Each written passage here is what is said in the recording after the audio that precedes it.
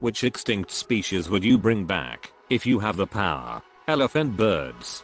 Just think of emus, but 3 times the size. The Great Emu War v 2.0. The Electric Boogaloo. Time for bad world domination. The Bird Reich. So the emus become the new dominant species. A quick look at Australian history shows you that they already are. Better bring back the moata then. Not quite as big, but still an absolute unit. Tasmanian tiger, their extinction was unnecessary, they're freaking cool, and bringing them back won't damage the ecosystem, and in fact, could possibly improve it. Some people believe that they aren't extinct, just extremely endangered, and that the Australian government is keeping things hush-hush to protect the last remaining few. One of the few positive conspiracy theories. Considering how absolutely vast the Australian wilderness is, and how some species just don't pop up for decades like the Nothamamesha or dinosaur ant, I like to believe this conspiracy. Of course, ants are a lot easier to hide than Tasmanian tigers. The golden hamster or something were thought to be wiped out until a man uncovered a burrow while digging in Syria around 1930. Since then every golden hamster has come from that mother and babies. So golden hamsters are like the apples of the animal world. Delicious and crunchy. I'm weak. I'm starving. I haven't eaten anything but baby birds for a week. The crunch is nice, sure, but it don't fill you up. Yee dinosaur. It's like a long-tailed bird with bat wings. Basically a mini wyvern covered in feathers. With suggestions of woolly mammoths and other fun things. To data popping up in this thread, the one I support the most definitely has to be the literal fucking dragon. Tiny? Sure. But it looks way more fucking cool than these stupid ass drones the government calls pigeons. Passenger pigeon. They used to block out the sun. Imagine such a sight. There's actually a project in the works, where the eventual goal is to clone a bird that resembles the passenger pigeon in form and function. Right now they've been experimenting with testing the proposed genetic engineering method using domestic pigeons, using domestic breed genetics. If they conclude it has been successful, they may proceed to working with band-tailed pigeons, which are the closest living species related to the passenger pigeon. It's this species which they hope to use as a base from which to clone passenger pigeons. So then the birds would have been made by the government. Edit. OMG, I didn't think this shitty joke would blow up lol. Yes, this is blowing up for me. Don't judge lol. Implying they aren't already? Well, technically they are not birds. Paresi.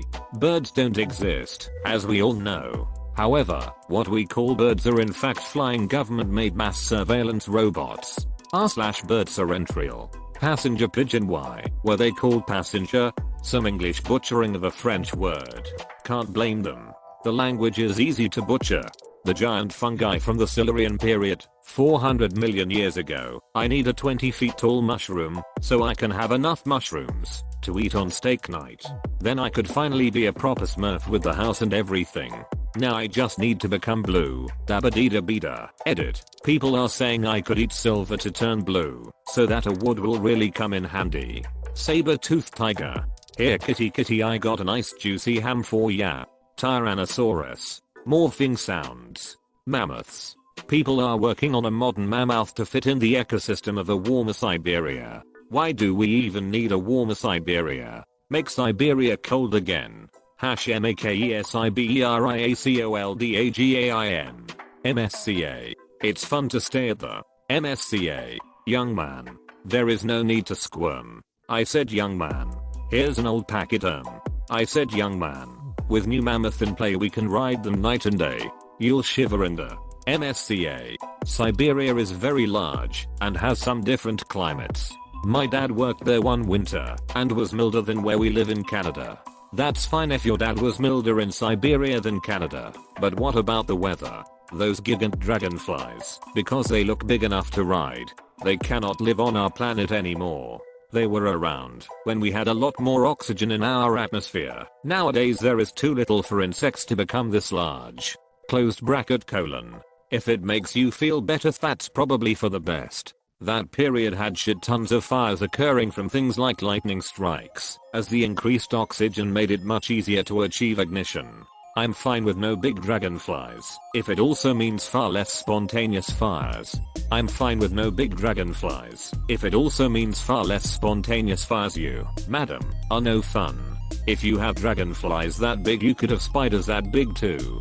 No, I would burn those big pieces of shit in no time. Bonus, easier to do in the high oxygen environment.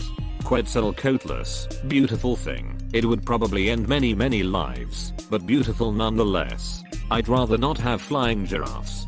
Flying, man-eating, giraffes. No human has ever been eaten by a Quetzalcoatlus. Not yet.